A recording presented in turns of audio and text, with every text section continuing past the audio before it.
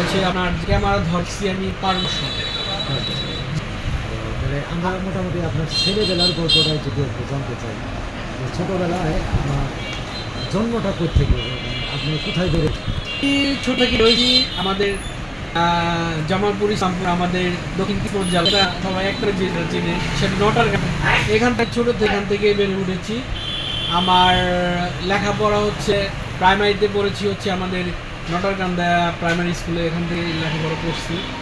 তারপরে হচ্ছে আপনার লেখাপড়া করছি ইসলামপুর ম্যাগান, ওইখান থেকে ইসলাম কলেজ। এইভাবে আমার লেখাপড়া আমি তো করছি আর কি। এরপর আর লেখাপড়া করি জীবন জীবিকার তাগিদে। জীবন জীবিকার তাগিদে হচ্ছে ফ্যামিলি থেকে বিয়ে করাই দিছে। ভাই বিয়ে করতে হবে সবারই। আচ্ছা, আমরা বিয়ের গল্পটা যদি বিয়ের গল্পে আসি, সেই ক্ষেত্রে আপনি বিয়ে করছেন কত বছর? বিয়ে করছি 2.5 বছর হবে।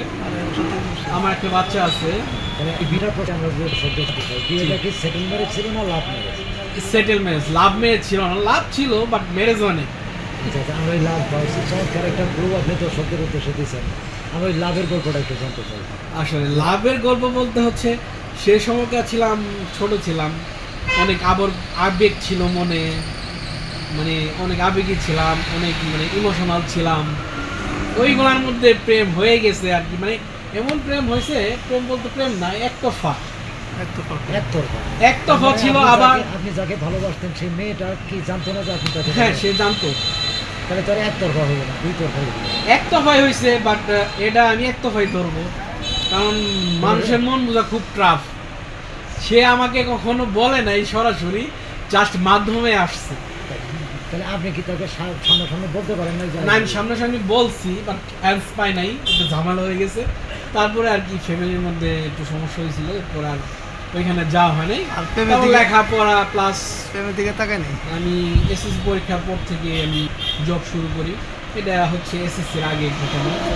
ওই যাকে ভালোবাসতেন মেয়েটার সাথে কি কখনো দেখা হয় চলার পথে? হ্যাঁ, অবশ্যই দেখা হয়। ও আমাকে দেখে লুকিয়ে থাকে, ভয়ে থাকে। লুকিয়ে থাকার কারণ হচ্ছে তাকে আমি ভালোবাসতাম, সে জানতো। বাট এক প্রকারে আমার সাথে একটু ছলনা করছে। হাসির বিষয় হলো এগুলো এখন বলে লাভ নেই ভাই, আমরা শুনি না।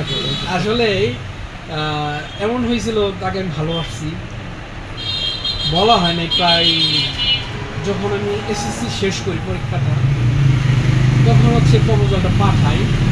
সে আমাকে আমার সম্বন্ধে জানে, আমার এলাকার মধ্যে খোঁজ খবর নেয়, আমি কেমন ছেলে, কেমন দেখতে। তখন আমার ফিটনেসটা অনেক স্লিম ছিলাম আর কি। এখন মানে ফিটনেসটা বেশি হয়ে গেছে। ওই সময়কার হচ্ছে আপনার প্রপোজাল পাঠায়, সে আমাকে চুজ করার পর বলে হ্যাঁ ঠিক আছে, ভালোবাসা যায়।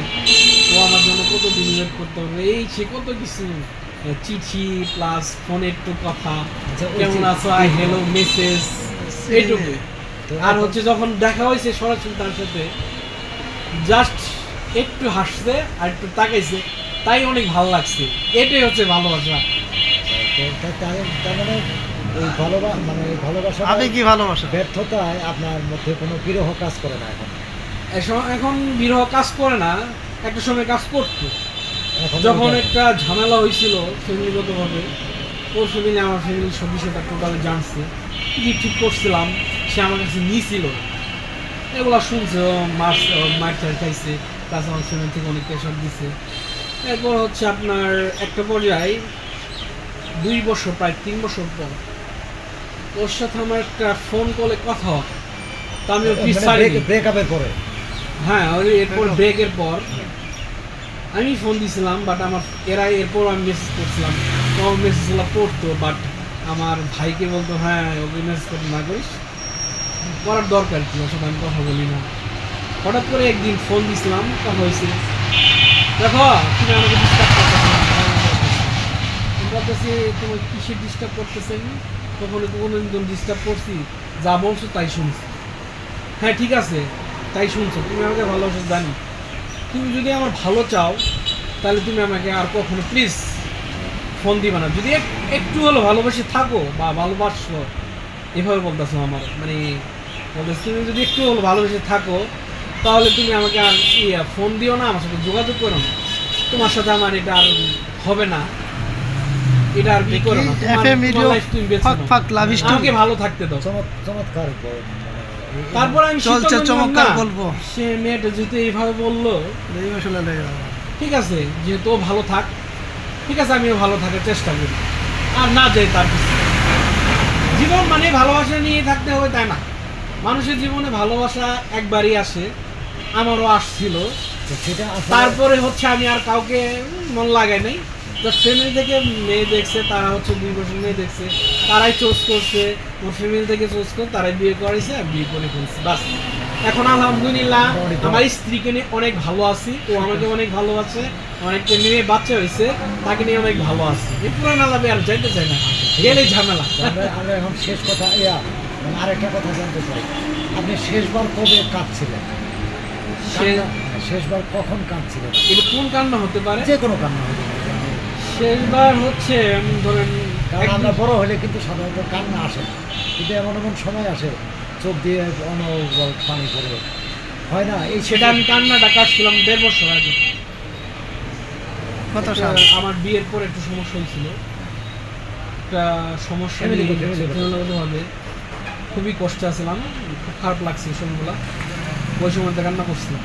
যাই হোক, আমরা আর ভিতরে না যাই, আমরা তো সহ্যের জন্য ইয়েটা রাখি। তো এখন আমরা বর্তমানে যে আপনি নেক্সট 5 ইয়ার্স, জি, পরবর্তী 5 বছর আপনি আপনাকে কোথায় দেখতে চান, কি আপনার প্রত্যাশা? আমার প্রত্যাশা হচ্ছে আল্লাহ যেখানে রাখি, প্রথমত বলবো, মানে আমি একটা বিষয় বলি, এখানে আপনি কোথায় দেখতে চান, সেটা নিজেকে কোথায় দেখতে চান। আমি এখানে একটু বলি, যখন আমি ক্লাস 9-10-এ পড়ি, বা ওই সময়টা 6 থেকে শুরু করে আমার ফ্রেন্ড সার্কেল সহ, তখন আমাদের স্যারের টিচারে জিজ্ঞাসা করছে বা ফ্যামিলি থেকে জিজ্ঞাসা করছে, একসাথে যে থাকতাম, তুই কি করবি, এই মেন লাইফ যেটা পরে আর কি, তুই কি করতে চাস ভবিষ্যতে, কি করবি, কি চাকরি করবি, কি করবি, বিজনেস করবি বা এই করবি বা সেই করবি, এটা বলছে। আমার ফ্রেন্ডকে অনেকে বলছে আমি পুলিশে চাকরি করবো, আমি সেনাবাহিনী চাকরি করবো, আমি ডাক্তার হবো, আমি ইঞ্জিনিয়ার হবো, কুমুক হবো, এক্সেট্রা এক্সেট্রা। আমি তেমন কিছু বলি না, আমি কিছুই হবো না, যেটা আল্লাহ বানাবো এটাই হবো। ওই টাইমে আমি এরকম ফিঙ্গার ছিল, আমি এটাই বলছি। বাট আমার ফ্রেন্ড সার্কেলগুলো যেগুলো আছে, ওই যাদের সাথে ছোটো থেকে বেড়ে ওঠা, মুখে বলছে তারা লাইভে কিন্তু এখন কিছুই করতে পারে না। আলহামদুলিল্লাহ আমি ফ্রিল্যান্সিং জগতে, অনলাইন জগতে নিয়ে যতটুকু আছে এখন বর্তমানে, অনলাইন ক্লাস, ক্যামেরা, এডিটিং নিয়ে ধরনের ফ্রিল্যান্সিং জগৎ, তো এটা নিয়ে আলহামদুলিল্লাহ ভালোই আছি। আল্লাহ আমাকে এই জগৎ থেকে মোটামুটিভাবে বাঁচায় নিয়ে গেলেই হবে, আমার তো টপ লেভেলে যেতে হবে না। স্বপ্নের পরিমাণটা ওই বাকিটুকু যদি কপালে তকদিরে নসিবে লেখা থাকে, বা কোথাও যেতে হবে বা কোথায় যেয়ে পৌঁছবো, এটা আমার কপালে নিয়ে যাবে। আমি বলবো না যে আমি এটা হবো 5 বছরের মধ্যে বা এটা করব, এটা আমি কখনো বলবো না। এটা হচ্ছে আমার ওপিনিয়ন, যার যার পার্সোনাল ওপিনিয়ন থাকে, এটা আপনাদের আমি বলে দিলাম। চমৎকার কথা। তো এখন এই যাবৎ আপনি কয়টা ফিল্মের চিত্রগ্রাহক হিসেবে কাজ করেছেন আনুমানিক? আসলে ফিল্মে কাজ করা হয়নি, না এই যে শর্ট ফিল্মে আমি বেশ কিছু ধরেন প্রায় কয়টা হবে? 50 থেকে 60টা শর্ট ফিল্মে কাজ করছে। মিউজিক ভিডিও আছে আমার, সব মিলে আর কি, সব মিলে অনেক কাজ করছে। আমি ডকুমেন্টারি কাজ এই যে 50-60-এর মধ্যে আপনার সবচেয়ে কোনো স্মরণীয় ঘটনা দর্শকদের সাথে শেয়ার করতে পারেন? স্মরণীয় ঘটনা হচ্ছে, এখানে আমার একটা স্মরণীয় ঘটনা আছে, শর্ট ফিল্ম একটা মিউজিক ভিডিও নিয়ে স্মরণীয় ঘটনা আছে। সেইখানে হচ্ছে আমরা মিউজিক ভিডিও করতে গেছি হচ্ছে আমাদের ইসলামপুর গুঠাইল বাজারে, নদীর ওই পারে, সেটা হচ্ছে এই এপ্রিল মাসের মধ্যে, ঠিক আছে। প্রচন্ড মানে শুটিংয়ে শুট চলতেছে আমাদের হচ্ছে ওইখানে, প্রচন্ড ঝড় অন্ধকার হয়ে আসতেছে, ওই মাঝখানে শুট নিতেছি। শুট চলাকালীন এমন বাতাস উঠলো অন্ধকার হয়ে, আমরা কিন্তু খাল পার হবো, মাঝখানে একটা নাল আছে, এটা পার হইতে আমাদের নৌকা লাগবেই। এদিক থেকে বাতাস তুফান আসতেছে, এদিক থেকে আমরা সেটের সবকিছুকে আমার ইনস্ট্রুমেন্ট যা যা আছে নিয়ে দৌড়াইতেছি।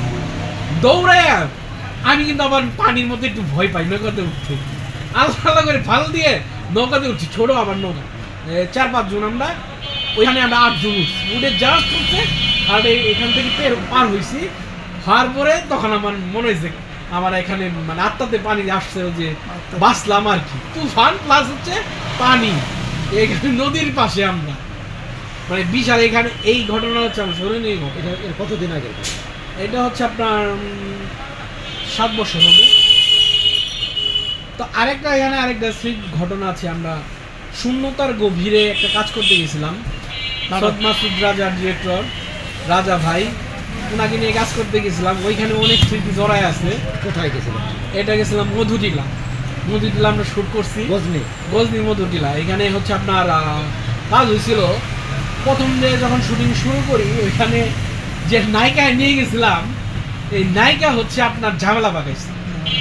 ড্রেস নিয়ে কোনো যদি একটা নায়িকা যদি ঝামেলা পাঠায়, মডেল, সে তো অভিনেতা না। তাকে বলা হয়েছিল চরিত্রের একটা পাহাড়ি মেয়ের চরিত্র। পাহাড়ি মেয়ের ড্রেস কি থাকে, এটুকু হচ্ছে টপস, এটুকু হচ্ছে আপনার এই ফ্রকের মতো আর কি, এটুকু ফাঁকা থাকে, ফানি বলে।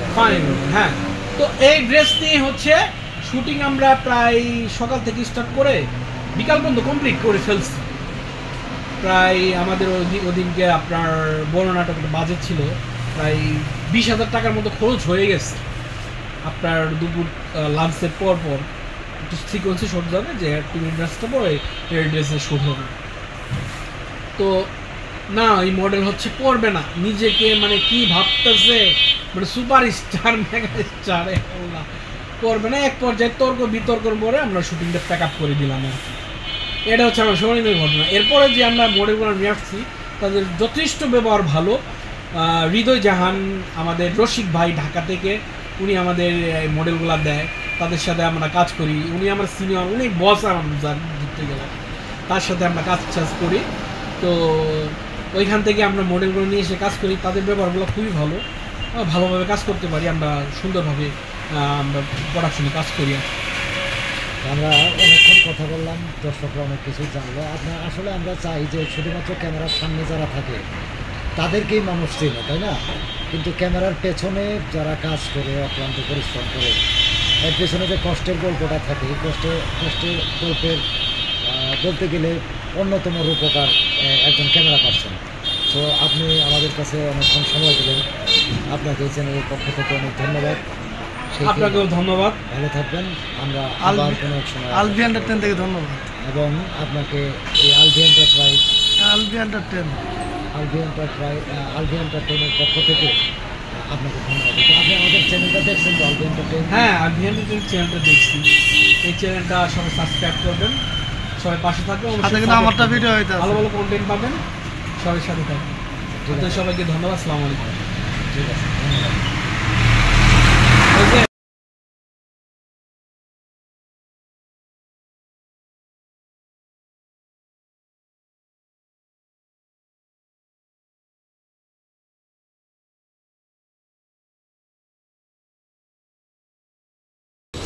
আসসালামু আলাইকুম গাইস। ভিউয়ার্স গাইস, আপনারা পাবেন প্রাইস। আমি আছি এখন আলভি এন্টারপ্রাইজে, নিত্য ডিজাইন পণ্য নিয়ে। আজকের ইফতার বাড়ি পালা। ফজল ভাই, কি কিনেছেন? চাউল, ডাল আর কি? আর দুধের খালি। আলু নাইছেন? না, আলু নেই না। পেঁয়াজ? আপনি যে না করলেন, পেঁয়াজ মরিচ তো আছে। পেঁয়াজ মশলা আছে? পেঁয়াজ মরিচ 3টা আলু আছে, ওগুলো নিয়ে আসে। খালি ডাল, আলু, চাল, খালি দুধে নিয়ে আসি, গাজর। ইফতার হয়ে যাবো? 2-3 দিন খাইলে ওই 2 দিন খাওয়া যাবে। ইফতার হয়ে যাবো? 2-3 দিন খাওয়া যাবে। তাহলে অনেক সময়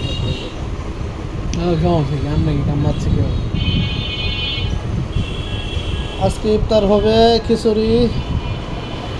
আজকে ইফতার হবে ভুনা খিচুড়ি, দেশি খিচুড়ি, মুখ খিচুড়ি, তো খিচুড়ি।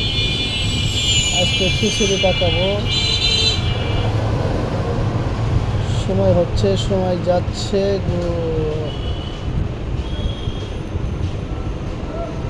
বয়েল নিতে আছে, বয়েল বয়েল বয়েল। কিন্তু 20 টাকা দিয়ে লাগবো আমার। কে? 20 টাকা আমার কোটা আছে। তাহলে পরে 20 টাকা খরচ করছেন, তাই আমার কি 20 টাকা দেওয়া লাগবে? ভালো লাগবে না আমার পরে। আপনার সিরুপ খাবে? আচ্ছা, সিরুপ খাওয়া হবে, 20 টাকা দিয়ে ইফতারের পরে আইন এনি খাবে, এনি খাবে। মজা না না, টিভি খাইলে আবার আস্তে আস্তে পুরো শুরু করে দেন। সুরট খাবেন। আমরা আছি, আমাদের পাশে আছি, সমস্যা নাই, কোনো ভয় করেন না। কলা বিষয় না আসতেন আপনারা খাইতো। এই কলা যদি 40টা হালি হয়, কিন্তু 40টা হালি কোনটা কি হয়? চিন গুলেন না এখানে কোনো এই কলা না, শুধু কলা না। ওই তো এটা যেটা 40 টাকা করে নিয়ে আসছে এটা কথা নাই হাজার যারা কলা কিনছে তারা অনুযায়ী যায়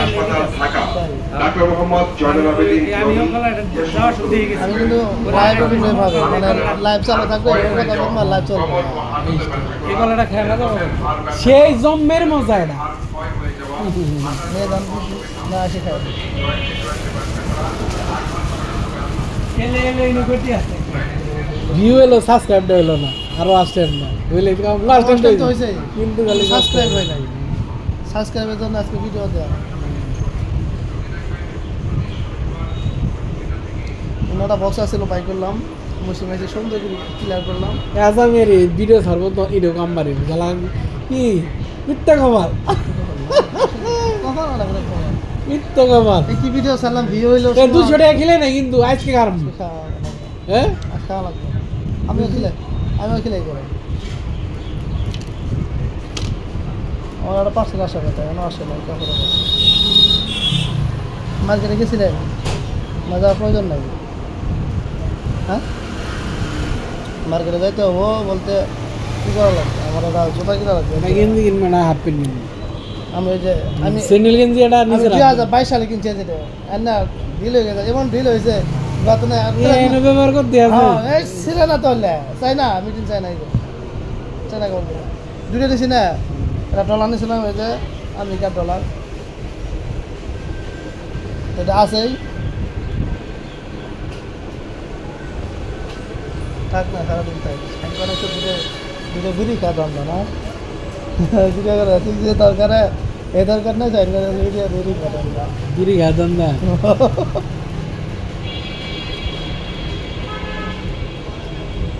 আমরা চাচ্ছি রিয়াল ভিডিও।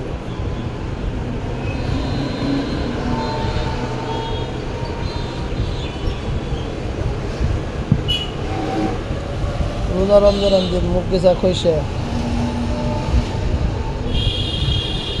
সন্ধ্যার সময় যাম, সন্ধ্যার পর আসবেন, আমি তুলে যাবো, নিয়ে যাবো, কালেকশন আছে। হ্যাঁ,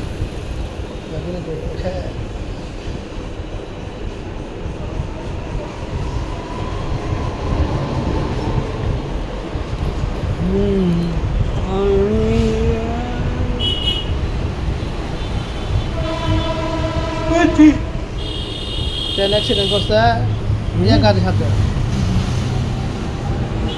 এই যে রসমালাই কিরে মধু জানি নরন্দি মুজের গাড়ি নন্দি না বস কাল ইঞ্জিন ট্যাপ জানি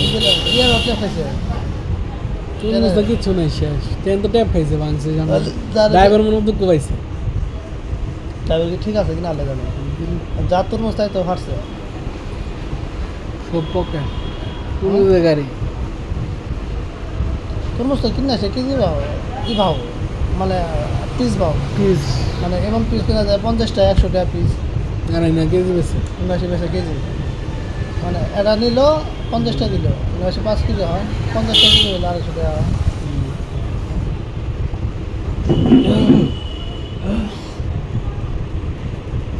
এটা মুরগি বাচ্চা নিয়ে এলে তো খাওয়া গেলাম। প্রতিদিন 5 মিনিট করে সময় দিলে 5টা 25 মিনিট শেষ। হ্যাঁ, এই সিম্বল জিনিস বুঝে না, খালি দপ পারে। স্যারকে দৌড় মারতে স্যার, স্যার নিজের দোকান আছে ভিডিও করে। আসো শুনে আসো, এই গাড়ি সাইড করে আহ, গাড়িটা সাইড করে আহ, না সাইড নে, ভিতরে আছে।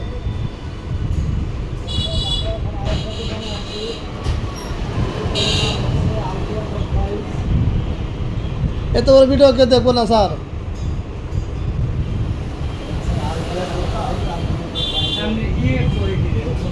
হ্যাঁ, সাইড করে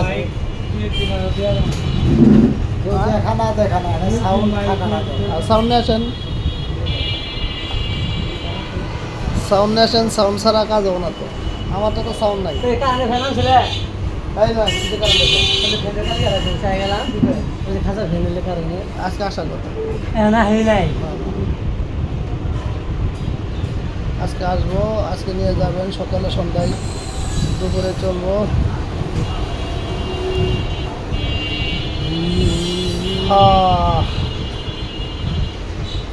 সিঙ্গেল পুলিশ আয়া করছে না,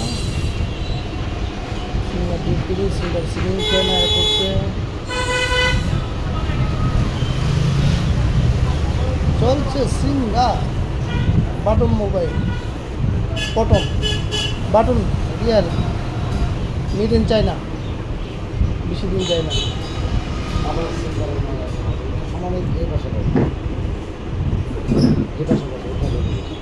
আমি আমার ভিডিও করতে আছি। কি অবস্থা? আলহামদুলিল্লাহ। বেচা বিক্রি কি অবস্থা? আলহামদুলিল্লাহ চলতে। আপনার দোকানের নাম হচ্ছে আলভি এন্টারপ্রাইজ, আলভি এন্টারপ্রাইজ। জি, ইসলামপুর রেলগেট পদ্মা ব্যাংকের সাথেই নাকি? জি বেচা বিক্রি কেমন হচ্ছে আপনার? আছে আলহামদুলিল্লাহ, মোটামুটি ভালোই আছে।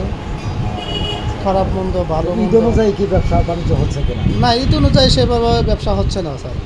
তাই না?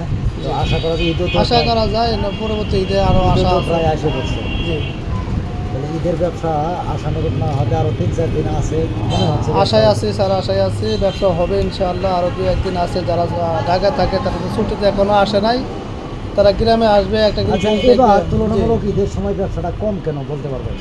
আপনার ধারণা? হয়তো ধারণা মানুষের চাহিদা কম, বা বাংলাদেশের মানুষের টাকা পয়সা কমে গেছে। এটাও না, আসলে ঘটনা হলো যে অন্যান্যবার রোজার সময় প্রচুর গরম থাকে, জি, এই গরমের মধ্যেও ফ্রিজ আবহাওয়া তো অবশ্যই চেঞ্জ আছে, এবার কিন্তু তুলনামূলক গরমটা কম, যার কারণে চাহিদা কম। ফ্রিজটা কিন্তু কম গেছে।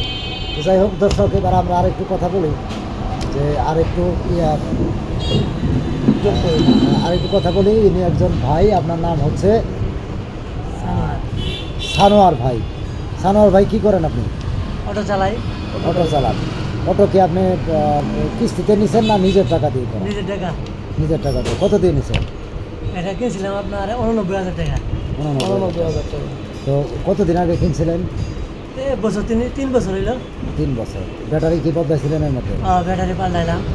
দিনে কেমন ইনকাম হয়? 500, 600, 700-800 টাকা যখন যেরকম হয়। এই চালাইতেছেন কত বছর ধরে অটো? আপনার আজকে পর্যন্ত 10 বছর কাছাকাছি হয়ে গেল। মানে অটো নিয়ে গেছে। 10 বছর চালাইতেছেন। এই 10 বছরের মধ্যে সর্বোচ্চ ভাড়া কত মারছিলেন মনে আছে? 35-36 মধ্যে গেছিল গা। 3600 সর্বোচ্চ ছিল। সেটা কি একটা ঈদের সিজন? ঈদের সিজনে। ঈদের সিজনে। তাহলে ঈদের এই ব্যস্ত থাকে কি ঈদের 1 সপ্তাহ আগে পরে এরকম নাকি?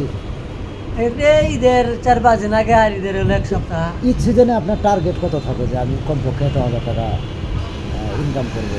আর আশা থাকা আর কি, যাইতে হবে। আশা আছে ঈদের মধ্যে 10-15 হাজার টাকা 10-15 হাজার টাকা ইজিলি হয়। হয়। দুটোই ঈদেই হয়। আর এমনি কোনো দিন কি মিস গেছে? এই বছর তো মিস গেছে কেন, সামনের বছর মিস যায় না, এবার একটু মিস যায়। না না, আমি বললাম যে একদিন পারাইছেন অটো নিয়ে 1 টাকাও ইনকাম হয় না, মানে এরকম না না ঘটনা না, ঘটেছে? হয়েছে আলহামদুলিল্লাহ। হয়েছেই না, কিছু না কিছু কিছু না হয়েছে। কিছু না হয়েছে। কম আর বেশি কম বেশি। সচরাচর 1000 হয় না। না, এখন একটু টাকাটা কম হয়, তারপরে 700-800 টাকা মারা যায়। এটা কি মারতে গেলে কি সকাল থেকে বাড়াইতে হয় নাকি আপনি 8টা-9টার দিক দিয়ে বাইর হই, পরে জানগা পাঠায়? যায় 12টা-1টা শুন, আবার বাড়ায় 2টা-3টে শুন, ও আচ্ছা, দিনে পরে 2-3 সময় থেকে পরে আবার রাতের 7টা-8টা পর্যন্ত। 10টাও জায়গা। সর্বোচ্চ রাতে 7টা-8টা পর্যন্ত মারে। এর উপরে যায় না। আপনার পরিবারে কে কে আছে? বাবা মা ভাই বোন 3 ভাই আর আপনি বাবা মা। আপনি কি আলাদা থাকেন? হ্যাঁ, পড়াই একাই, একসাথে। ছেলে মেয়ে কত জন? বাবা মা একসাথেই থাকে? হ্যাঁ, সবাই। ছেলে মেয়ে? একটা ছেলে একটা মেয়ে। ছেলেটা বড় না মেয়েটা বড়? ছেলে বড়, ছেলে মেয়ে বড়। ছোট। ছেলে কোন ক্লাসে পড়ে?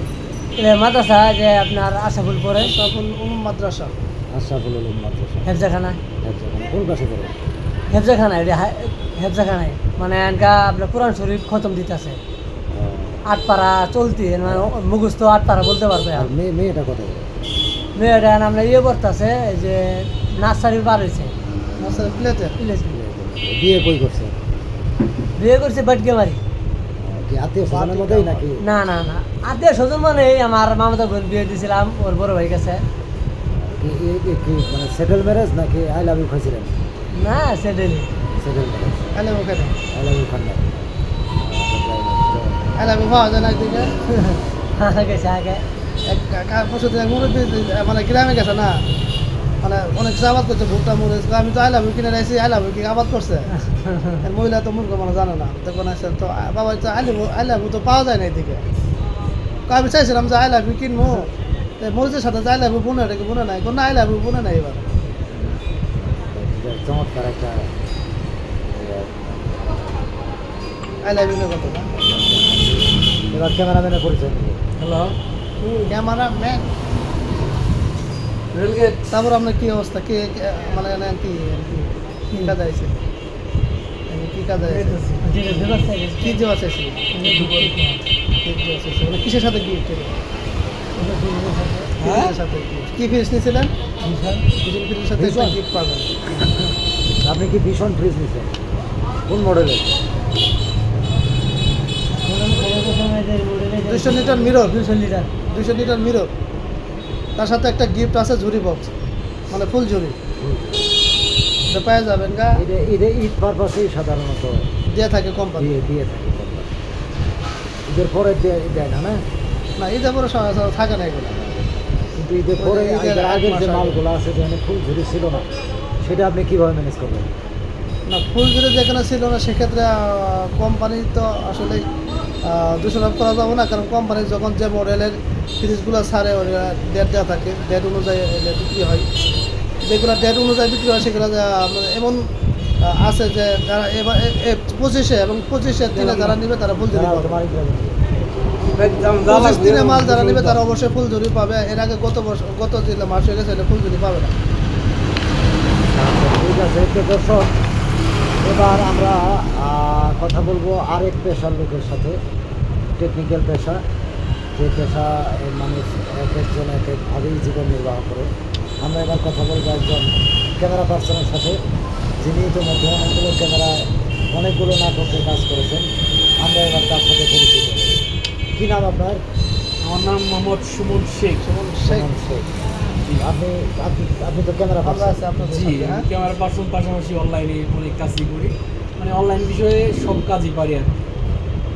মোটামুটি সবই পারেন। জি। তো এখন আমরা একটু জানতে চাচ্ছি যে এই অনেক পেশা থাকা অবস্থায় আপনি যে ক্যামেরা চালানোর শখটা কোত্থেকে তৈরি হলো আপনার? এটা হচ্ছে আমার ছোট থেকে, যখন বাটন ফোন বের হয়, ক্যামেরা বাটন ফোন, তখন থেকে আমার একটা চাহিদা ছিল যে আমি ফোন দিয়ে, ওই সময়টায় আমার জেঠাতো ভাইয়ের একটা ফোন ছিল, ওর ফোন দিয়ে আমরা ছোটো ছোটো ক্লিপ করে ফানি ভিডিও করতাম। তখন আমরা সিডি ভিসিআরে এগুলা টিভিতে দেখতাম, ফানি ভিডিও মুভি দেখতাম। দেখে ওইখান থেকে আমার ছোটো থেকেই কেমন জানি মানে মনে হইতেছিল যে আমি ভিডিও করব, আমি নিজে বানাবো, আমি নিজে একটা কন্টেন্ট ক্রিয়েট করবো, অন্যেরটাকে দেখতেছি, মানে ছোটো থেকেই এইভাবে জড়াতে এখন বর্তমানে হচ্ছে বিভিন্ন ক্যামেরার মাধ্যমে মানে বিভিন্ন শর্ট ফিল্ম নাটকে কাজ করি। বলতে পারি সিস্টেম ব্যবসাটা তখন থেকে ছোট থেকে আমার। তারপরে আস্তে আস্তে ক্যামেরা যে পরে, তখন তো এক সময় মুভি ক্যামেরা ছিল। জি, আমি মুভি ক্যামেরাটা ইউজ করছি ওই সময়। কার হাত দিয়ে আপনার হাতে করি ক্যামেরায়? ফার্স্টে হচ্ছে আমার ক্যামেরা ধরার যখন হচ্ছে বিষয়টা, আমার সৈয়দ মাসুদ রাজা, ওনার সাথে আমি ফার্স্টে কাজ শুরু করি। এর আগে আমরা কাজ করছি ফোনে, বাট ওনার সাথে হচ্ছে আমি ফার্স্ট ডিএসএলআর ক্যামেরার দিকে কাজ শুরু করি, ভালো মানে একটা ক্যামেরার দিকে কাজ শুরু করি। ওই সময়টা হচ্ছে আমি বড় ক্যামেরা হাতে ধরি। ওই আমার এই জার্নিটা প্রায় আজ থেকে 5 বছর হবে। ওইখান থেকে একটা নাটক করেছিলাম তার সাথে, নাটকটার নাম হচ্ছে অঞ্জলি। ওই থেকে আমার শুরু হচ্ছে ক্যামেরা ধরা। তার আগে আমি ক্যামেরা ধরি নাই, ফোন দিয়ে আমি ভিডিও প্রফেশনালি ধরা হয় নাই? না না। তো পাশাপাশি আমরা তো জানি যে আপনি ভালো এডিটও করেন। জি, আমি নিজে এডিট করি, এডিট, কালার কারেকশন থেকে। হ্যাঁ, সাউন্ড থেকে শুরু করে কালার গ্রেডিং থেকে। এই আমরা একটু এডিটিংয়ের গল্পটা একটু শুনতে পাচ্ছি। এডিটিংটা কোথেকে ছিল? আচ্ছা, এডিটিংয়ের যাত্রাটা শুরু হচ্ছে প্রথম থেকে, শুরু থেকে যখন আমি ছোট ছিলাম, ওই সময় বাটন ফোনে ভিডিও ক্রিয়েট করতাম। তখন আমার একটা ফ্রেন্ড ছিল, তার তখন পিসি ছিল, ওই সময় কম্পিউটার ছিল। তার কম্পিউটার নিয়ে যেয়ে ওই সব ভিডিওগুলো নিয়ে যেতাম, ওর দেখাই দিতাম। একটা সফটওয়্যার ছিল ভিডিও স্টুডিও নামে একটা ভিডিও স্টুডিও। হ্যাঁ, এই সফটওয়্যারের মাধ্যমে আপনার এক সময় পপুলার একটা এডিট করতে আমি দেখতাম। ওই সময় কিন্তু অ্যান্ড্রয়েডের ভার্সন ছিল না। তো একটা পর্যায়ে যখন অ্যান্ড্রয়েড ভার্সন আসে, সেক্ষেত্রে আমি একটা অ্যাপস পাই গুগলে, আমি ওই 2G থেকে যখন ইন্টারনেট শুরু হয় সে থেকে আমি নেট ইউজ করি। এটা হচ্ছে আমার বিশেষত্ব, মানে আমি নেটের বিষয়ে ঘাটাঘাটি করে অনেক আগে থেকেই। তো এখান থেকে আমি কিছু অ্যাপস পাই। অ্যান্ড্রয়েড এডিটর নামে একটা অ্যাপস 2010-11 সালের ওই অ্যান্ড্রয়েড অ্যাপ এডিটর যখন অ্যান্ড্রয়েড ভার্সন চলে আসে ওইখান থেকে আমি ফোনে আর কি এডিটিং শিখি। তারপর বিভিন্ন পর্যায়ে বিভিন্ন ইয়েতে বিভিন্ন অ্যাপস ইউজ করতে থাকি। তারপর এক পর্যায়ে আমি ল্যাপটপে হচ্ছে আমি আস্তে আস্তে নিজে এডিট করা শিখি। মানে মূলত কেউ না না না না কেউ আমাকে কেউ শিক্ষক নেই যে এডিটিংয়ের শিক্ষক, এটা মানে কেউ নাই। আমি নিজের থেকে আমি গুরু বলতে কেউ নাই। মানে ওই কম্পিউটার হ্যাঁ হ্যাঁ মানে ক্যামেরা বিভিন্ন ইউটিউব প্লাস